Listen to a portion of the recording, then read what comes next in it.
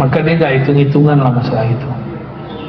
Allah itu kalau ngasih itu misterius. Di sini dikit, di sana banyak.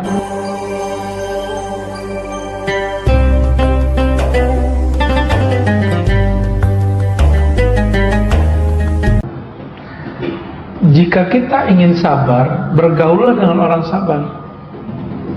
Lihat cara dia menghadapi sesuatu. Maka berkatalah para imam kita, man la yara muflihan la yuflih. Orang yang tidak pernah melihat orang sukses tidak akan pernah tahu cara sukses. Orang yang tidak pernah melihat orang qanaah, maka bergaullah dengan orang-orang yang qanaah. Kadang-kadang yang qanaah itu belum tentu ustaz. Ya. Ada ustaz nggak qanaah banyak, Pak. Masalah honor. Serius. Ya. Saya dapat kabar di suatu wilayah di Kalimantan, jamaah di situ minta jam subuh yang tidak ada dalam schedule. Satu titik dia takar segitu ya. Kalau enggak saya nggak mau. Sampai begitu. Qanaah tuh. Kalau yang dia dai itu tahu tugasnya. Tugasnya kan menyeru orang kepada Allah, ya. Maka dia nggak hitung-hitungan lah masalah itu. Allah itu kalau ngasih itu misterius. Di sini dikit, di sana banyak, gitu. Kalau di situ banyak, pasti di sini dikit. Jangan pengen banyak. Benar nggak? Malam aja ada siang, siang aja ada malam, gitu. Mataharinya terbit dan terbenam, masa rezeki kita maunya terbit terus nggak mau terbenam? Ya, nggak usah khawatir juga, terbenam kan nggak lama juga, ntar juga terbit lagi, begitu terus, biasa aja. Ya, jadi saya kalau nggak datang ke sini bukan masalah honor ya, masalah harusnya. Antum jangan suudzon dan itu karena tugas guru tadi. Nggak ada harusan, saya nggak ada pikiran mengenai masalah itu. Bahkan saya nggak tahu menau itu. Jarang. Kecuali bensinnya habis tengah jalan, dompet ketinggalan, baru buka amplop, baru ketahuan kasih segitu. Alih santinnya ngasihnya segitu, baru ketahuan kadang-kadang. Jadi caranya berguru kepada orang yang qanaah. Berguru kepada orang. Maka kami itu dulu dilatih oleh guru-guru, nggak boleh makan daging, nggak boleh makan ayam, nggak boleh makan yang bernyawa lah. Belajar qanaah. Jadi kita kalau lihat terong, imajinasi nikmat juga jadinya ya. Ntar lihat ada tempe, saya ganti. Ini adalah roti. Kita ganti aja switch. Lagi pengen saya kan suka makan ikan-ikannya kecil-kecil itu loh. Teri, tapi teri yang enak ya, bukan yang asin-asin. Dulu waktu kecil. Lagi nggak dapet, udah buncis. Jadi kalau makan buncis imajinasinya teri. Syukur aja, dan itu nikmat. Ini modal saya hidup sampai hari ini. Rasa berkecukupan itu ada di situ. Ya, alhamdulillah rabbil alamin. Semoga guru-guru kita diberkahi oleh Allah SWT. Berguru Pak ya, yang disorong berguru kepada mereka. Maka jangan ngendon aja di rumah, sesekali safar, sekali rihlah, sesekali ikut khuruj sama tabligh. Ya, biar tahu rasanya. Sekali khalwat dengan para sufi. Ya, lihat akhlak dia yang ngomong sesat itu. Berakhlak dia. Agama ini agama akhlak, bukan agama ngomong hukum. Hukum itu nomor sekian. Nabi utamakan akhlak. Hukum ngencingin masjid apa? Bahasa kasar tuh. Haram nggak? Tapi ganggu orang lagi kencing di masjid nggak boleh juga. Sahabat Nabi udah bawa pentungan memukul orang Badui yang kencing di masjid. Apa kata Nabi? Jauh, biarin. Tuh akhlak Nabi. Masjidnya dikotorin, orang, ya Allah, buang air kecil di situ. Itu selangnya kemana-mana terus. Nabi pakai akhlak, dan itu hujah terkuat. Jadi akhlak itu hujah terbaik. Hujah terbaik bukan antum menyebutkan hadis riwayat Bukhari nomor sekian, enggak. Itu bisa dikalahkan. Ya. Surah Al-Baqarah ayat sekian, itu bisa dijelaskan. Itu kan penafsiran kamu, belum tentu penafsiran aslinya begitu. Bisa begitu. Tapi kalau pakai akhlak, siapa yang bisa tolak? Ya, Al-Quran turunnya ke kolbu, akhlak dasarnya kolbu. Berarti yang benar-benar punya hujah Quran siapa? Orang yang berakhlak, karena dia bekerja dengan kolbu. Jadi ini agama kita, mari berdakwah dengan akhlak, ya. Saya pun lagi merubah cara dakwah saya ini, Pak. Proses terus penyempurnaan. Jika di masa-masa lalu saya suka frontal, ya itu maklumlah darah muda, ya. Sekarang pun lagi mencoba memperbaiki. Maka saya paling, ketika ada yang sesuatu orang tersinggung, ya saya minta maaf, ya. Tapi nggak semua juga kita harus minta maaf, ya. Memang kamu siapa harus dimintai maaf semua, ya kan?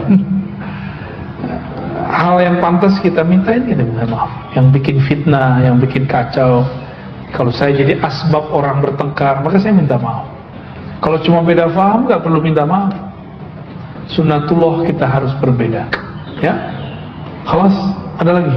Setelah Ustaz yang dari jemaah masjid di sini, bagaimana kita bisa menjadi makhluk Tuhan yang fitrah? Bagaimana mensikapi semua cobaan yang kita terima? Kayaknya hidup susah amat sih yang nanya. Emang nggak pernah menikmati hidup apa? Kita ini dari awal hidup tuh sudah enak.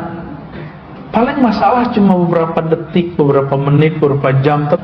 Masalah itu jangan terlalu dihayati. Yang dihayati itu penyelesaian masalah, ya. Kalau di Quran nanti ada pembahasan tentang itu, tentang as-sabr, ya. Jadi Allah Subhanahu wa taala tentang al-bala mengatakan wa balawnakum bil hasanati was sayyi'at. Tuh surah Al-A'raf 168, dicari di rumah. Wa balawnahum, kami akan menguji mereka. Surah berapa? Al-A'raf ayat 168. Wa balawnahum, kami kalau uji mereka ada dua, satu hasanah, yang baik-baik, maunya yang baik-baik doang, ya. Berarti kamu aja jadi Tuhan, ya. Ini kan suka-suka Allah. Kami uji mereka, kami tempa. Bala itu bahasa Arab artinya penempaan. Besi kalau sering ditempa, terus kita mau buat pisau, pisaunya bagus nggak? Jika antum ingin punya kolbu tajam, pikiran yang dahsyat, siap-siaplah ditempa. Maka kalau di sekolah itu, anak-anak yang sering mengerjakan contoh soal, lalu dikasih latihan, dia biasa aja nanti kalau ujian, ya. Saya bisa baca kitab begini, itu bukan soal-soalan, ini memang karena latihan aja sebenarnya. Dulu nggak pede baca kitab depan orang, takut dikritik, ya. Sekarang cuek aja, yang penting paham isinya, ya. Yang penting kita bisa memahami isinya. Kadang-kadang kita diuji dengan kebaikan, dipuji orang, dapat rezeki yang banyak, disenangi orang. Ada dibalik wasayyiat, dibenci orang, dikata-katain orang, dianggap syubhat sama orang. Antum udah pernah dianggap syubhat belum? Udah dianggap tolol belum? Seru belum? Dibilang tolol sama orang tuh seru banget, ya. Ya, dibilang sesat sama orang tuh unik lah, ya. Ada orang yang bilang saya sesat karena masalah bab ruh. ruh saya bilang nggak dicipta, ruh itu dihembuskan. Ya kita sebutkan. Dia bilang, oh nggak ada. Di Quran begini. Saya tanya, Quran ayat mana Pak? Dia nggak hafal. Nah, kan lucu kan? Jadi dikafirkan orang itu, disesatkan orang itu betul-betul seru sekali. Karena yang menyesatkan saya itu ditanya ayatnya, pelongo-pelongo deh nggak jelas ya. Di situ saya kemudian menjadi ketawa ya. Kadang-kadang kita nggak disenangi orang. Banyak Pak, bagian-bagian pemahaman saya ada yang disenangi orang dan enggak. Tapi ingat, saya ini mengajar bukan untuk nyenengin orang gitu. Saya ngajar itu menyampaikan amanah ilmiah yang saya tahu. Yang ini menurut saya halal, yang ini tidak halal. Yang ini haram, ini tidak haram. Bisa jadi beda dengan yang antum pikirkan. Bab politik nanti, Anda belum tentu ngikutin antum, ya. Nah, karena kita bukan ustadz-ustadz pemuas nafsu jamaah. Kita punya manhaj sendiri, punya manhaj fikrah sendiri. Nah, saran saya kalau dai-dai harus punya karakter yang lebih dari itu kalau bisa. Dia menarik jamaah, bukan ditarik jamaah. Nah, kapan dakwah menjadi hancur?